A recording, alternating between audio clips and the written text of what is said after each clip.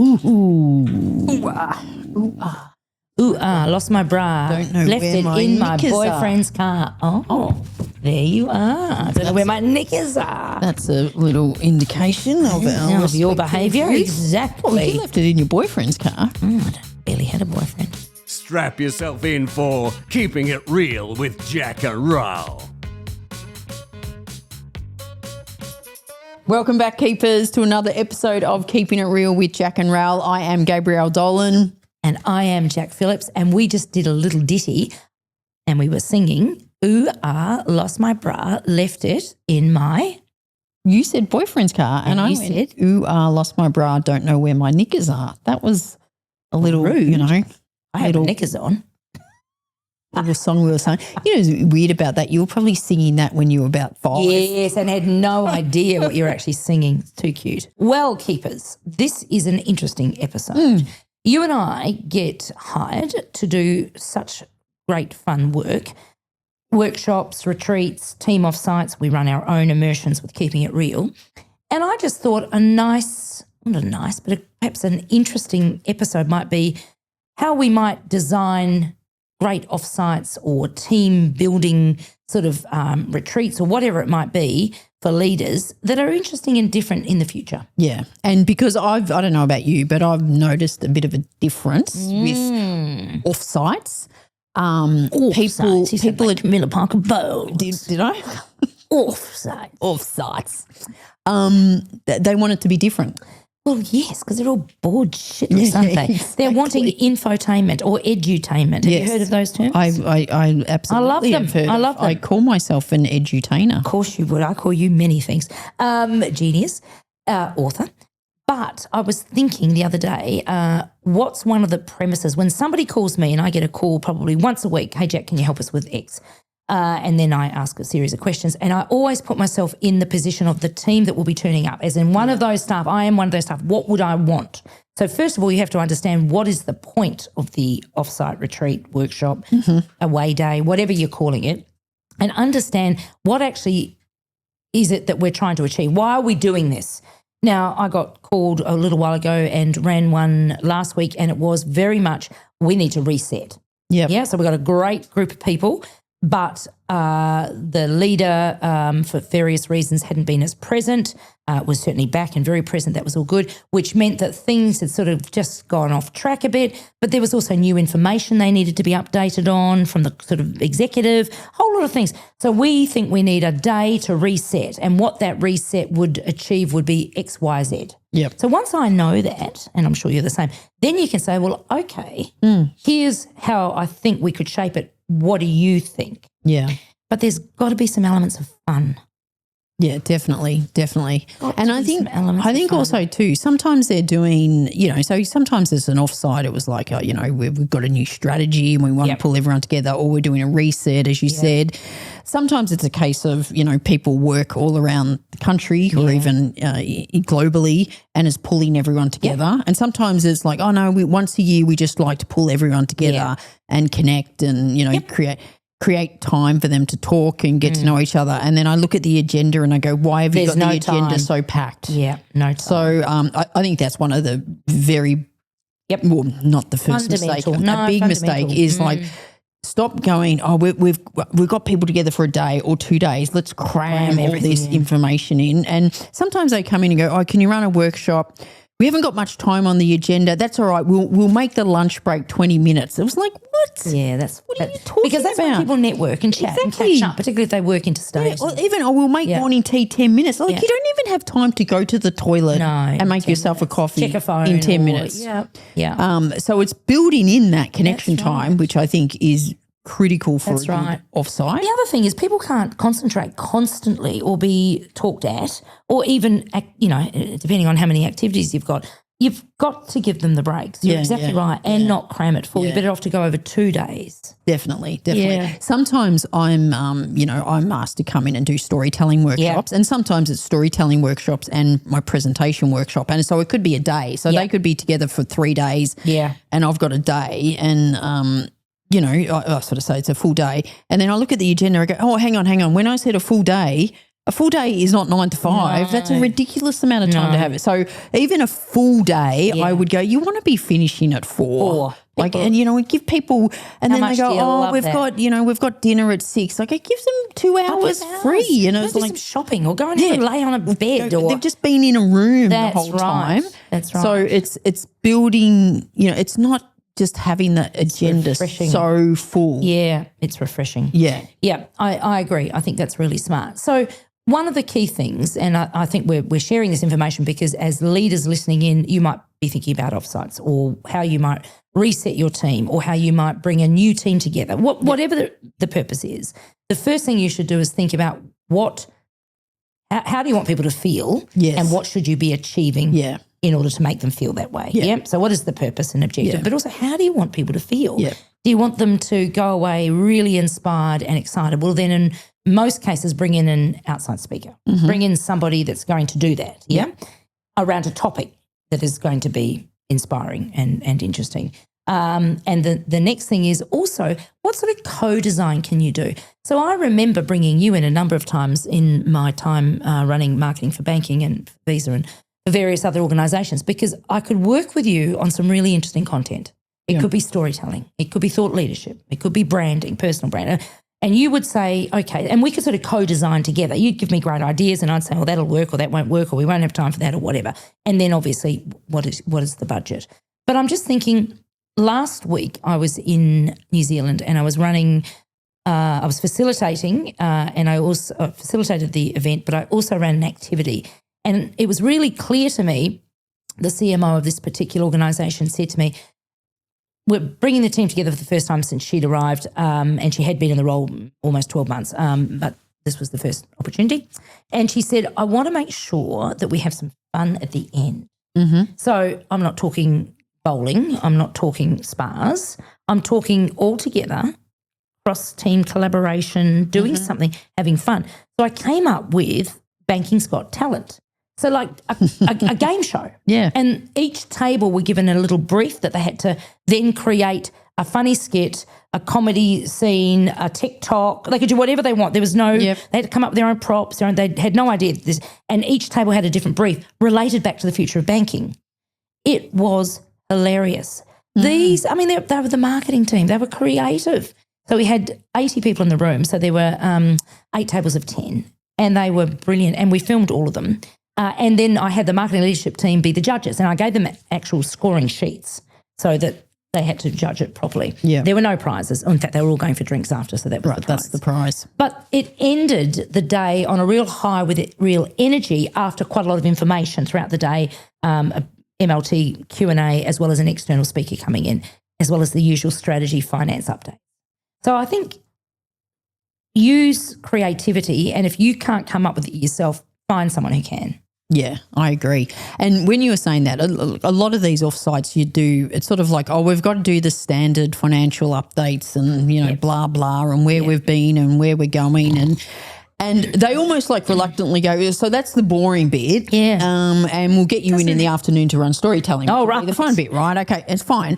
Which I sort of get, but part of me goes, why does the financial updates have to be the boring bit? Like they don't. So it's almost like they're okay. And all right, maybe it won't be barrel of laughing, but thinking differently how you can present the information can make it more interesting. I love it. I was running an offsite not too long ago and a very senior leader had to come in and give an update.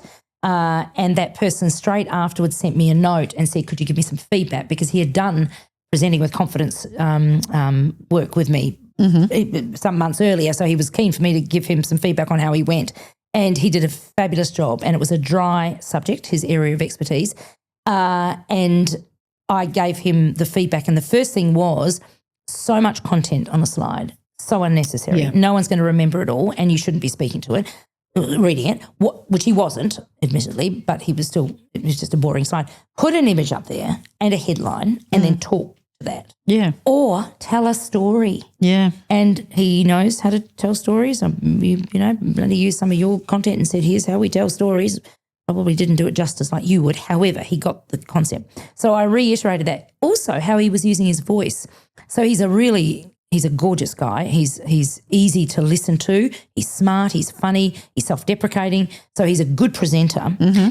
But he tends to start talking quite slowly as he ends his. Right. Now, for Nana here, my ears are out like Dumbo. Yeah. But even so, it sort of diminishes and dilutes what he's saying. Absolutely. So I said, can you start watching your modulation? Because this is really important that we have not just high energy at the end of the day or at the start of the day, that it actually is maintained throughout. Yeah.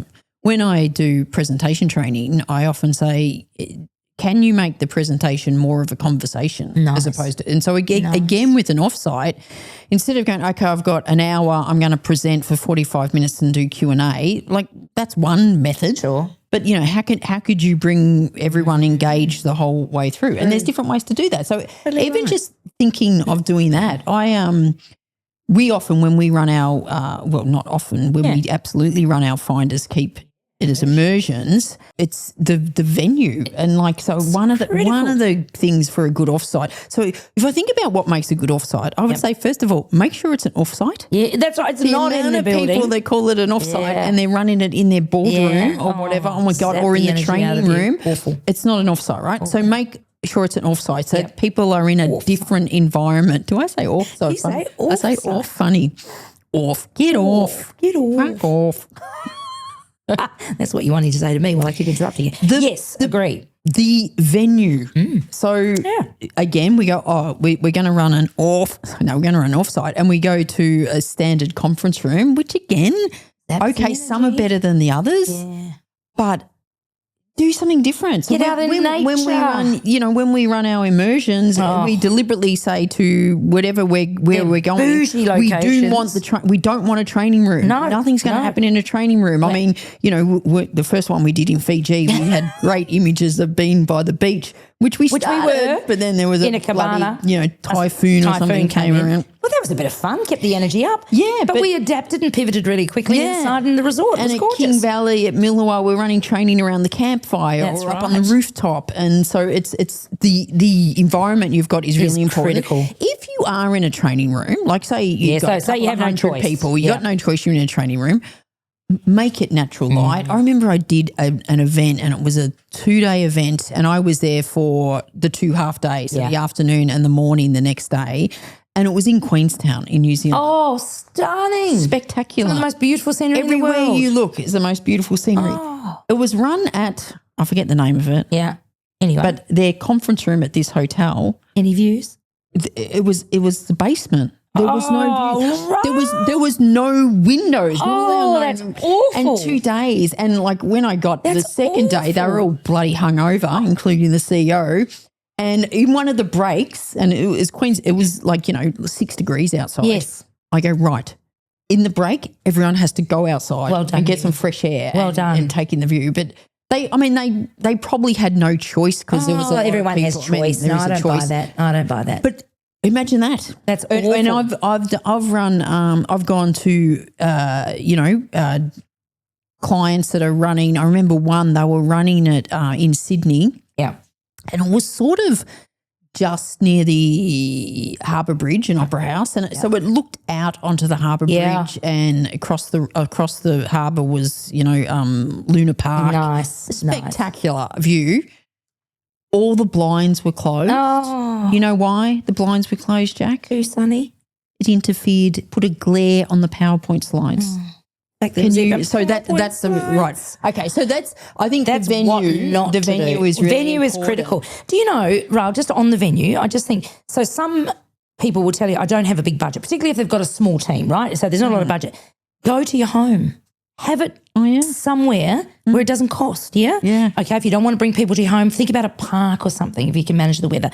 You don't have to have money to have a bougie location. There are, and particularly, in Australia, and I mean, there's so many options. Yep. New Zealand, so many options. So location is important. I'm totally zapped of any energy and any creativity if you put me in a boardroom or a corporate setting. The other thing you were talking about, what do you want them to feel when they come, I think is the fundamental how you plan it. And look, yes, there's some information you probably need to pass on. So do that. But then again, try to do it in a fun way. I was speaking to a client a couple of weeks ago. And so this is a client I've done a lot of work with in the past, like probably worked with them for a good 10 years. Wow. Around storytelling. And every few years, well, probably every year, they bring me in and do some storytelling. But they wanted to do more storytelling. And they're running like a week-long event. Yep. And the client sort of said, we've gone through a bit of a tough time. There's had a few layoffs and stuff like that. So they've sort of sensed, you spoke about emotional intelligence and reading the room and the culture. They've sort of sensed that people aren't in a great place.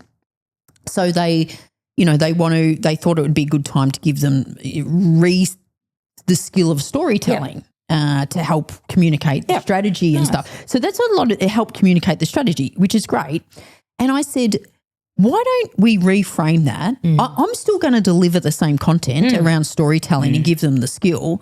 Why don't we reframe it to say, this is a gift to you. Yeah. This is an investment in you because we have been through a lot, but we want to invest in you. And storytelling is a skill for life. Totally right. So we frame it like that. Even like this same content is the same output. Absolutely, but it's also as making opposed to people saying, realise, this will help you tell our strategy better. This is an investment. I love that. And any offsite is an investment. Any team building where there is some money being spent is an investment of people. It's getting you out of the office, getting you out of away from your laptop, away from your phones, and it is giving you new information, new skills. One of my favourite workshops I run is innovation intelligence. And this, I always do quizzes and people love a quiz, Yeah. They get really competitive. They get right into it. Any interactive exercise with the amount of competition, they were like, yay. So, everyone's calling themselves, innovators, or we're right into innovation here at So I say, well, let's measure your innovation intelligence. Let's see what the baseline is. So I start off with a quiz, and then I introduce a concept which we've spoken about before called brainwriting. This is later on, toward the end. But before we get there, we talk about trends and insights in their industry. And one of my favourite things is when I run this innovation intelligent workshop is to actually go and do some trend spotting and some future sort of focus looking at whatever that industry is that I'm going to do the workshop for. And then we do brainwriting where they actually all have to come up with ideas individually around something to solve a problem or to come up with a new opportunity as part of innovation for this organisation. Then they actually get in groups and they sort of vote which ones they think have got legs, and then they present them back, just high level. And from that, the CEO or the chief, whoever, has got a list of things that they could actually start thinking about to, again, be a bit competitive. So there's so many things you can do with, with content and it being really relevant and helping inspire and motivate without it being just strategy, finance, marketing, update. I know. And, you might think we're being biased here, but getting external people in to help you. Well, it depends on the external people, but you are right. Like the amount of times I will have potential clients ring and say, we'd like you to, sometimes they go, we just want you to do a half-day storytelling on this 3-day, program. Sure. And then I go, okay, tell me more about them. Yeah, and then I'm sitting there going, well, why don't have you thought about doing this? And they've gone, and do that and do that. The value. And so, I potentially won't be doing the work, but it's giving them ideas. And what I find an external person, the right external person, correct. You and me, They're we're gonna have a panel with the CEO and the leadership team. I go, fine. Who's gonna facilitate that panel? John from finance. Blah blah. And it was like, no, don't do that. Don't do that. I can tell you now, when I've come in and facilitated those panels, first of all, you're an external. You get to ask any question you like. And I know I've got a bit of a knack at getting people at ease and making it funny and very important with it and saying very important. You know what? And I tell them this firsthand. I go, I'm going to make smart ass comments to you because everyone, and so doing it and then them just everyone laughing. Well, of course, and you can get away with it. It paints them in a good light, especially if they have a little chuckle. They're human. It's good. So if you. And again, this client I was talking about before, they said, we were thinking of doing an interview. And I go, well, why don't, I'm there. I go, you're bringing me over. run the workshop, I'm happy to do that. That's exactly right. Exactly right. Hey, I was thinking you and I have done a couple of live podcasts for organisations, and the point of that was that they wanted to bring in externals and thought rather than just doing an MC or a facilitation that we run a podcast, and we did it around a topic that they were really interested in. And you and I did clearly our work and prep beforehand, did a bit of research. So we were really clear on that organisation, that brand, that industry. We asked some good questions. And so we tailored something really special. Yeah. For a group of people, and they're still raving about it. Absolutely, still raving about it. So, but they were. I mean, they were a keeper who brought us in. Yeah, but again, just this idea, which would never have, no one would ever have been doing this a year ago. I reckon instead of getting a speaker or having a panel, get it podcasters in and do a live podcast. How different is that? And pick the topic, or if you can't come up with the topic, let them. I think they sort of told us what they were wanting to do, and we suggested. We reckon we could do it on this. We'll talk about this, and this, and they go, and "Oh my God, very well, amazing!" Worked really well. So I've got offsite ideas to do differently and better. I've just done a little bit of research. I've been thinking about how do we inspire our keepers to think differently about what they might do in 2026. So offsite ideas to do differently. Design the future co-creation labs. Quite clever. Instead of passive talks or status updates, back to your point, bring in external stimulus, for example, trends, futures, tech reports, etc. Yep. Then break into small futures labs where sub-teams prototype possible versions of your team organisations in 5 years. Yeah. Isn't that clever? Yeah. I helped co-design a conference a couple of years ago. Yep. And if I did anything differently now, I would definitely, after each speaker, create time in the agenda for people to discuss it. Yeah. I would definitely do that. Yes, that's where the gold is. That's where the richness is. Exactly right. Another one is immersive micro simulations or challenge labs. Construct mini challenge environments that force the team into uncertainty. For example, a wicked problem hackathon. Teams must come up with a real solution to something your organisation is ignoring. A design under constraint challenge. This would apply to every organisation. Limited resources, ambiguous goals, changing rules midstream. What would you design? You know, some of those people sitting there quietly in a back room have got amazing ideas. Yep. This is an opportunity you to need share a good those. facilitator for that. Here's another good one. Use role inversion. This is in these challenge labs. Everyone swaps roles. Right, okay. So I go into, the marketing person leads the ops, the finance person leads strategy, the strategy person leads HR, whatever it might be, but all of a sudden starts thinking differently about that function in this particular environment just for this day. Can I also add, any activity you decide to do needs to be thoroughly well thought out and time, because sometimes I see people do activities and they just don't leave enough time for it. Or they don't debrief it properly and stuff like that. So it's got to be, you gotta know, there's a skill in facilitating. I like what you're saying. There's a real skill, but you're exactly right. The number of offsites and workshops and retreats that I have either been a part of or I have witnessed by coming in as just an external speaker for a little part of it, of where they all walk away going, well, that's a day. Yeah, no.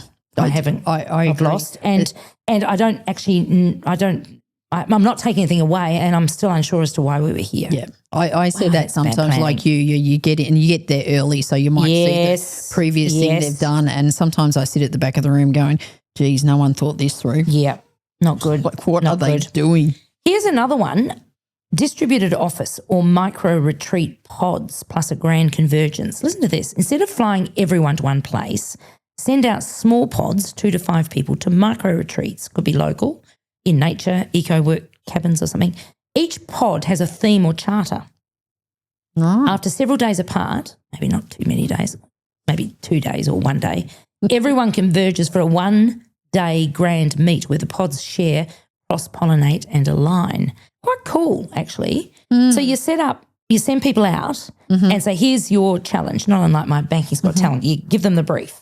They all get a different brief. You've got a day to work on this as a group, and maybe it's not people that you normally work with. Yeah. So it's a connection, getting to know somebody, leveraging Sounds skills. Like Survivor. Well, what's wrong with Survivor? That's a great idea. Yeah, we're getting voted off. Anyway, and then bring them all back together and they share back because they've become connected after a day and then maybe finish with a dinner. Speaking of a dinner, One of my favourite things to do, and I encourage this when I'm doing 2-day offsites, I say, what are you doing for the dinner in between? Oh, yeah, we're just going to all go and have a dinner somewhere and it'll be very relaxed. I said, that's fabulous. What about we get a private room, because you're going to spend money in a restaurant anyway, and I host a bit of a get to know you.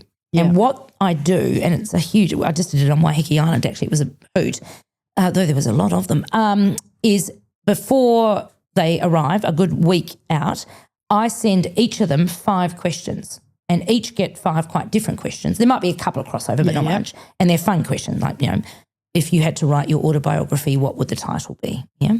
What was the most rebellious thing you ever did at 13? What would your title be? One drink and she's under the host. I don't know. It's not about me, Ral. It's about my audience. And then you get all their answers and no one knows who's answered what, and you keep it quiet. And then what I do is I go, okay, we're going to start tonight's dinner off with a quiz. You are going to write down who you think this person is. I'm going to give you 5 answers. I'm not going to say he or she. Yeah. You use they. And this person in your team, if any actor could play them, it would be. Right. Write down who you think it is. So the first one's very hard because it could be one of 10 people, one of 5 people. Yeah. And you go through it by the end. And then you have a bit of a break. And then like by the third time, it's like, can we do another one? Can we do another one? Can we do another one? Yeah. And the person that it is that you're talking about, you tell each of them before you start, do not give it away. So make out you are thinking about who this is as well. Yeah. And it's really interesting who actually knows each other and who doesn't. And, of course, it's questions that a lot of people don't know about. It's a lot of fun. Yeah. And the dinner can bloody get very raucous and go for hours. Yeah. I think I shared on a previous episode when I was working with a client. So I was there, and it was a global. It was when I was over in the US. Yeah. And it was a global team, and so they invited me. The board and the senior exec team were together, and again, this is only once a year, and they're all going out for dinner. They had a private room. Nice. There was about 20 of them. Nice. And they invited me to join. Nice. So I did. And so can you imagine one big table with 20 people around it? People, you're literally just talking to the person next to you or one or 2 people. And I said to my client, I go, so is anything going to happen? Do you do anything here? You're like she went, me. no, what do you mean? And she goes, good on her. She said, what do you suggest? Yeah. And I go, and I think I said, well, why don't what I do is a good thing is it's around stories, get them to share something that not everyone would know about them. Nice. Like, a superpower or something that they do. And we announced it to the group. And so it's between entree and main. And people just started talking.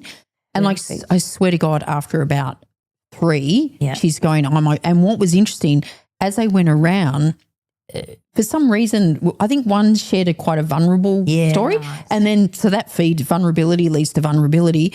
And she just kept whispering to me going, oh my God, this is the best memorable, dinner we've had, because people got to know each other. Exactly right. And it was 20 people. Like, it only took probably half an hour. People are interesting. Everyone's got stories. How long it takes, because everyone's the most interesting thing. And it's over dinner. You can still eat. You can still have a glass of wine. I think it's like, as someone said, one of their superpowers is they can walk on their hands. And it's like, did you make them get up and do it? This is the funny thing. It was a private dining room. It was a very fancy dining room. And everyone starts going, do it. And she did. Good on her.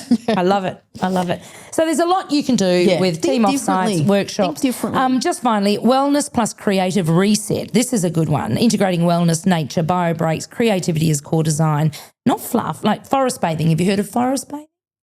No. It's a thing. The Japanese do a lot of forest bathing. That is actually going out and immersing yourself in the forest, I think also too, I've been to a few offsites when they'll have different options like yoga. Yeah, and stuff. sure. And, not everyone's into yoga. What I find is I would speak to people and go, oh, how was yoga? And the amount of people that went, oh my God, it was so good. It's the first time I've ever done yoga. So it's providing these opportunities where someone will go, I've never done it before, and do it. That might create a lifelong healthy habit for that person. Correct. You're exactly right. Silent hiking. I mean, the idea of just not talking. How would you go with that, Jac? Well, I would try very hard. I actually enjoy not talking. I do so much of it. Do you? That's why I get up in the paddocks and just put a little podcast on. You talk to the horses? I do talk to the horses. You talk to yourself. You talk. I reckon if you went on a silent I probably do. You're right. You would last about 97 seconds before you go, I was just thinking. God, she knows me well. But think about the value in just being in your own head, in nature, with a group of people, all just quietly, a guide. I mean, then just thinking or not thinking. I love that. UI retreats, digital detox blocks. Right, yeah. Like that. How'd you go with that? That'd be hard. Art, music, storytelling workshops. Yeah. Letting people express leadership in other media. I love that. Can I just say, sometimes I have clients go to me, oh, yeah, we want you to do the storytelling workshop, but could we just reduce the time because we want to do a team building activity afterwards? And I go, don't worry about the team building activity. This is the team building activity because people are sharing stuff. Exactly right. And it's like your dinner, and same thing. The science shows Exactly when right. you not only connect with the story, you connect with the storyteller, and it strengthens relationships. So good. So don't good. worry about the freaking bloody ropes course. No. Just spend more time on sharing stories. Exactly right. And, you know, a lot of those old team building activities, they're so exclusive. They're not inclusive. You know that I only did those rope courses twice in my career. I don't think I ever did them. And you know what? I actually couldn't do them because both times I was pregnant. There you are. So straight away, not inclusive. They were exclusive. Okay. What about a sleep and rest offsite? So that's a design element, actually, so that you can go off. Are you going through offsites that are just your fantasy? This is my fantasy. So no talking, no technology. And a little rest. And sleeping. I love that idea. Give your teams that if you want them to come away inspired. Anyway, I'm going to ask Next now. You're going to say no alcohol. No, I'm not going to say that. 4 questions that I think keepers should think about. What's the future offsite your team deserves, not the one you can afford right now? Oh, I like that, deserves. What's the future offsite your team deserves? What's the one hidden assumption your team must surface at an offsite? And who's not too scared to say it? Oh, I like that. There's some courage. If you could design just one ritual your team would carry forward, what would it be? Use a contrast. The old offsite was escape plus fun. The new one is reboot plus integrate. There's so many things you can do. I agree. But we would encourage, first of all, being very clear on your why. Why are you having an offsite? Secondly, think about the environment. Thirdly, think about bringing in an external, even if it's just to do the ideation and creative thinking. Yeah. But if you do bring in an external, then use them smartly, pardon me, facilitating activities and get creative. Yeah. Give people some joy. Yeah, I often point out the bad maths to people when they're doing an offsite, and they will be flying people from all over the place. Yeah. Paying for their air flights. Yeah. Yeah. Paying for their accommodation. Drinks, paying for their food, drinks, dinner. And costing if you got hundreds of thousands of dollars. Yep. And then go, we can't afford an external speaker. It's like, you are kidding me. Like that will determine whether people walk away going, that was all right, got fun, got pissed, or actually fun but worthwhile and got value out of it and changed it. Correct.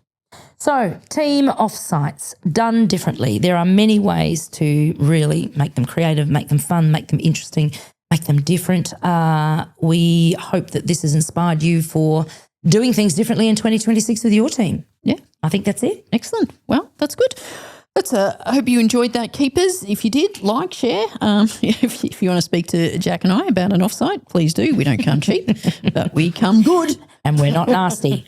We come good. I like that. All right, keepers, like, share, rank, rate, whatever you do. And we'll speak to you next time. Bye. You've been listening to another episode of Keeping It Real with Jac and Ral.